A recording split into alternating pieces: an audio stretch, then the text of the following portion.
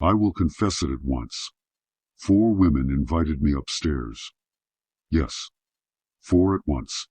And you may already think you know what sort of man I am because of the nature of this channel. Perhaps you are right. I knew, in that instant, that the moment carried weight heavier than my own will. It struck my chest like a sentence already passed, though I had not yet agreed to serve it. And still I went. We began downstairs, a small apartment, warm lamps, bottles open on the counter, soft music that did not take up space. People spoke, but the words felt like smoke. Thin, passing. What mattered hid under the talk. I had planned to leave. I said it to myself twice. I stayed anyway. Celine stood near the window. She did not try to be seen. People gave her space because she gave them calm. Her hair fell in a clean line. Her laugh was measured. She offered only a small part of herself at a time. It was enough. I felt steadier when she looked at me. That is how anchors work. They keep you in place and make you think the choice is yours. Lilith moved like a flame. She spoke with her hands. She came close and then pulled back. When she poured me wine, her fingers brushed mine. A light touch. A test. She smiled when I held the gaze. She liked to cross lines and see who noticed. She liked to paint heat on the air and make people step into it. Iris leaned against the counter, half in shadow, silent for long stretches. When she asked a question, it was short. When she listened, it was total. She held my eyes a little past comfort. I felt exposed. I began to say more than I planned. Silence is a mirror. It shows you to yourself. You fill it with truth you did not plan to share. Vera arrived late. The room shifted. She did not fight for attention. She withheld it. Men spoke louder when she entered. Women watched her the way fighters watch timing. She said little, but each word cut. Not cruel. Exact. When her eyes found me, I straightened for no reason. Judgment is a kind of hunger. You want to feed it and be spared. The party thinned. The music dropped to a hush. I stood near the door. I told myself I would leave now. Celine spoke first. You should come upstairs with us, she said. Even tone. Soft eyes. No push in the voice, only an opening. There's a better bottle, and the view matters at night. Lilith laughed and pointed at the chairs. These are terrible. I refuse to suffer on principle. She stood close to Celine. Their shoulders almost met. Her smile had weight, like a hand at the small of the back. Iris did not move at first. Then she slid off the counter and nodded once. A small, private smile, a secret shared with herself. Vera watched all this in silence. Then she said, almost bored, You can go home. It will be cleaner, and you will spend a week wondering. They waited. They did not insist. They let the moment tighten like a wire. Choice is a light thing, until 4 pairs of eyes set it on a scale. I let out a breath. All right, I said. Celine's smile deepened. Lilith brushed the switch and the room went dark behind us. Her fingers grazed my arm as she passed. Iris moved just ahead, quiet as a thought. Vera waited to be last. She closed the door. The sound was small and final. The stairwell creaked under our steps. My heart climbed faster than my feet. I felt like a man walking into a test he had written himself. The loft opened into air and light. Tall windows, a broad room, lamps throwing amber on the wood floor, sandalwood and something floral, maybe a candle hidden, maybe Iris again. The city glowed in strips and clusters. Come in, Celine said. She pulled off her sweater with slow care and set it on a chair. She moved like someone whose body had learned economy. No wasted motion. No one hurried near her. Lilith drifted past and reached for a bottle. The better one, she said, teasing herself more than me. She poured with a small flourish, then handed me a glass. Our fingers touched. She let the touch linger a heartbeat too long. She watched me feel it. Iris leaned on the far wall, half light, half dark. She watched the room the way a chess player studies the board, not the pieces. When our eyes met, she tilted her head. There was a question there, and I answered it by looking away first. Vera traced the shelf with a finger. She read titles without touching them. Then she turned a book halfway, as if to mark it. She did not explain herself. She did not need to. Celine gestured toward the sofa, draped in blankets. I sat. She took the armchair opposite, legs crossed, elbows on knees, eyes steady. She gave me the kind of attention that makes a man breathe deeper, because he wants to deserve it. Lilith slid in beside me. Her knee pressed mine under the blanket, casual on the surface, chosen underneath. She asked what I noticed first about the room. I answered, but I began to hear myself from a small distance, as if the words came from a second mouth. Iris moved closer from the wall. She took the edge of the sofa and turned slightly toward me. What do you like most about this city? She asked. Simple question, honest trap. What you like most reveals what you fear losing. Vera stayed standing. Then she sat across, angled to see all of us, arms loose, face unreadable. She said nothing, but I felt her timing, the way a man feels a storm coming in his knees. A rhythm formed. Lilith filled the air with sparks. Celine grounded the current. Iris asked clean questions and let silence do the work. Vera cut the heat when it rose too fast. 4 currents, 1 tide. I felt pulled without being moved. It is hard to resist variety. A single pull you can name. 4 pull you in pieces you do not notice until you are already arranged. The night breathed. The glasses clinked. Fabric sounded when someone shifted. The city hummed through the windows. I could name every noise. I could not name what I had already agreed to. Celine rose. She set down her glass.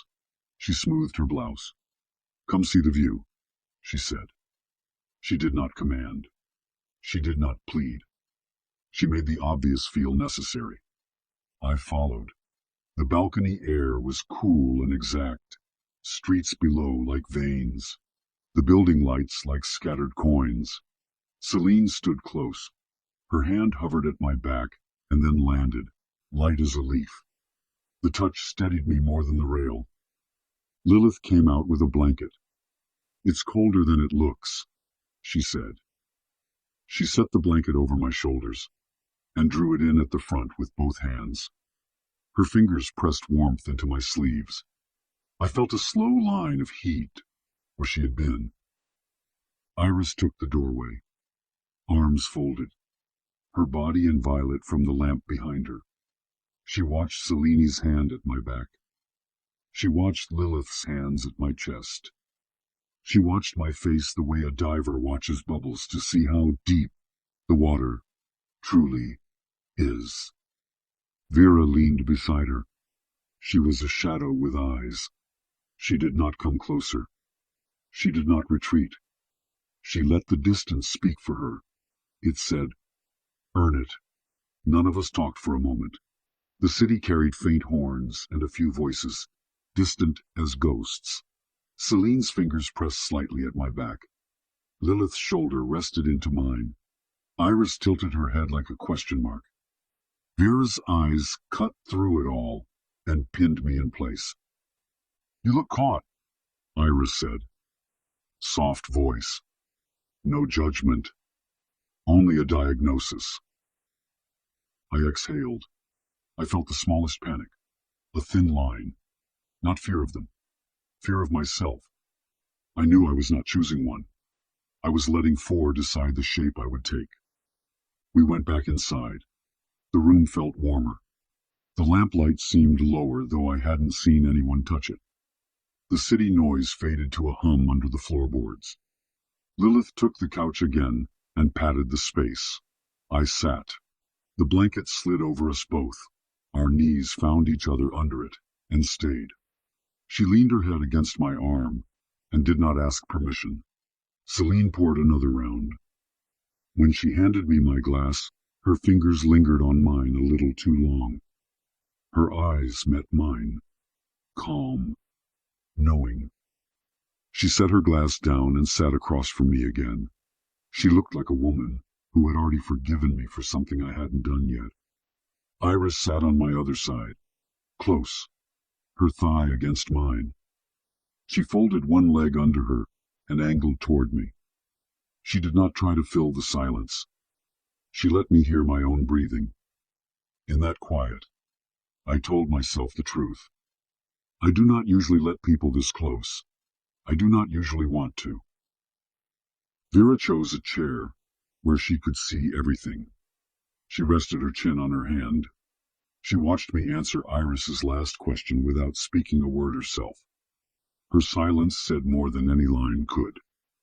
It said, "Prove it," without talking. We spoke in fragments, stories with no point, facts with no proof. It did not matter. The words were only a path to the next look, the next breath, the next small contact. Lilith slipped her hand onto mine and pretended it was an accident. Her thumb drew slow circles on my skin. I felt it in my throat. Celine watched this and did not look away. There was no jealousy in her face, only attention. Acceptance is a kind of power that feels like mercy. Men confuse it with love, because it gives relief. Iris asked, "Do you always allow this much closeness?"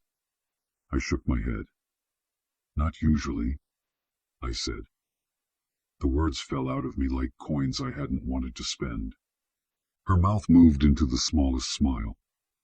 She pressed her shoulder into mine. Her breath slowed, and mine matched it.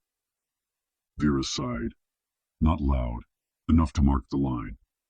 "He is trying to be honest," she said, almost to herself. "It helps him. It also binds him." Then she went quiet again. She had given me a truth and a chain in one sentence. Time slid.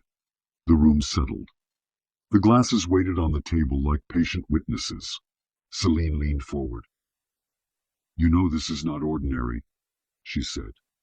Her voice was lower now. She stepped closer with her eyes, before she moved her body at all. Lilith tightened her hand around mine. Her fingers interlocked, as if to say she would not let me float away. She smiled without the play this time. Iris placed her palm on my shoulder, warm, grounding. She did not speak. Her silence answered for me. Yes, I knew. Vera's mouth lifted in a half-smile. "Not wrong," she said. "Just rare." It felt like permission. It felt like warning. I stopped taking inventory. I stopped choosing words carefully. I let the moment be what it wanted to be. Celine reached out and set her hand on my chest. The heel of her palm sat over my heart. Her thumb moved once, a small stroke that felt like absolution. Lilith slid her fingers down my arm and wove them into mine. Testing at first, then firm. Iris rested her head against my shoulder. Her hair brushed my jaw. Vera stayed where she was and watched. I wanted something from her I would not name. Approval, or the end of needing it. We formed a circle, not a trap, a boundary.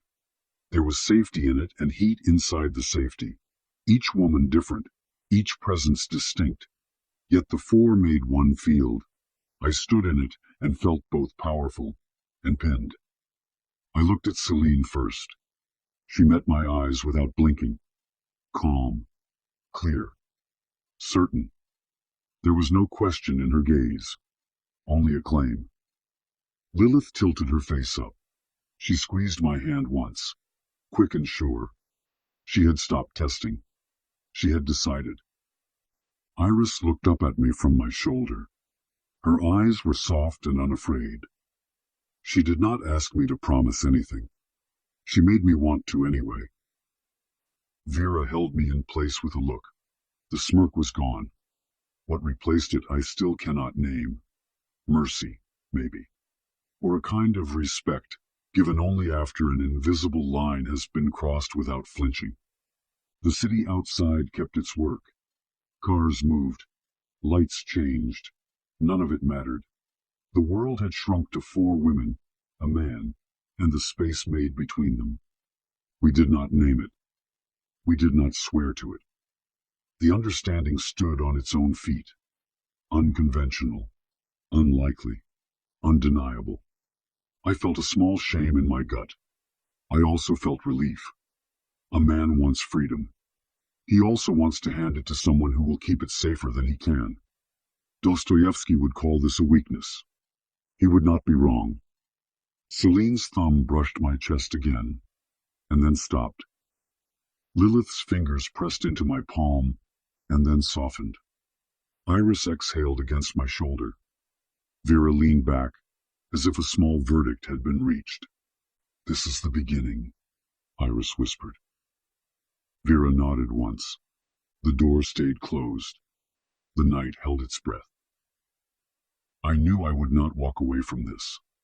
I knew it as if I had known it years before I met them. I could tell you the rest in detail. Each touch, each pause, each small piece of surrender wrapped in the shape of a choice. I could catalogue the wine and the words, and the way heat spreads when 3 different kinds of breath touch the same space on your neck. But that would only feed a hunger and not teach a lesson. So I will tell you what a man must know. Celine is the anchor. She removes your anxiety and makes surrender feel like wisdom. You think you are choosing calm. You are choosing obedience to calm. Lilith is the coquette. She raises heat and lets it fall. She trains your nervous system to chase. You mistake craving for love. You call it chemistry. It is conditioning. Iris is the mirror. She will not tell you who you are. She will make you say it. She will draw confessions through silence, and you will thank her for the relief. You will also be bound by what you said. Vera is the judge. She withholds. She looks through you. Her scarcity bends your spine. You want the verdict to be mercy. You work for it. You call this effort growth. Sometimes it is. Often it is need in a mask. 4 currents. 1 tide. I let myself be caught. I also walked forward. You can call it weakness. You can call it power. Both would miss the point. The point is that a man should know the names of the forces acting on him before he calls the result his will. I knew their names that night. Celine, Lilith, Iris, Vera. I also learned my own, and that is why the night stayed with me. Keys to the game. Write these in your own hand. Read them when the room is warm and your pulse is fast. Variety overwhelms resistance. 1 pull can be fought. 4 pulls in different directions dissolve the will. Seek clarity when variety appears as fate. Calm is a collar. The anchor removes anxiety and invites surrender dressed as wisdom. When calm enters, measure what you are handing over. Intermittence. Hooks, deeper than intensity. The coquette alternates heat and distance. Your nervous system becomes her instrument. Guard your response to the almost.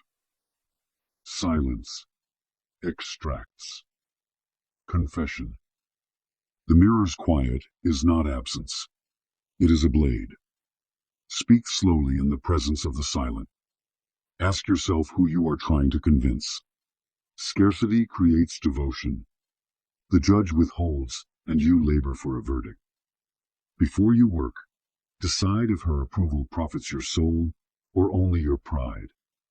Touch is a test. Light contact maps your boundaries. Do not fail these tests without knowing you are taking one. Pass by choice, not by reflex. The frame decides the ending. If you enter their frame, the outcome belongs to them. Create a counter frame or accept the result without complaint.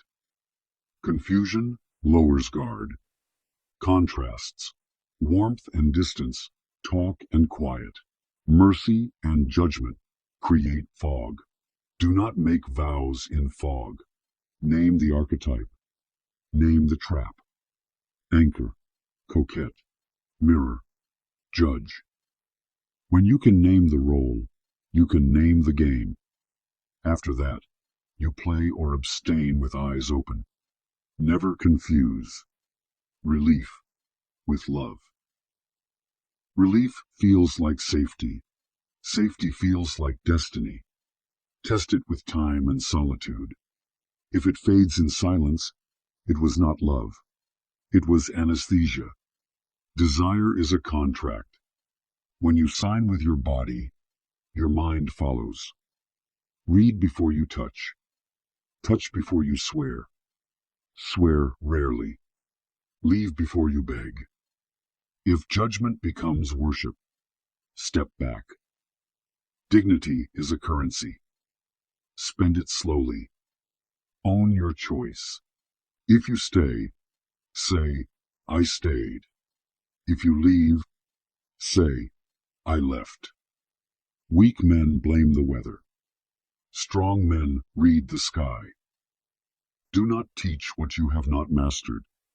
If you cannot hold your line with 4, do not coach men with 1. Close your mouth. Train your will. Return to the room when you are heavier. The rarest luxury is self-command. The world will offer warmth, tests, silence, judgment. The game is not to avoid them. The game is to remain yourself within them. Short commentary for men. 4 women are not required. 1 woman who knows 4 moves will do. Learn to see the move, not the person. If you want peace, build it inside yourself first. If you want power, practice restraint when the room is warm. For desire without command is a leash you wear and admire in the mirror. For love without clarity is anesthesia called fate. Read your pulse like a text. Answer slowly. Then act clean.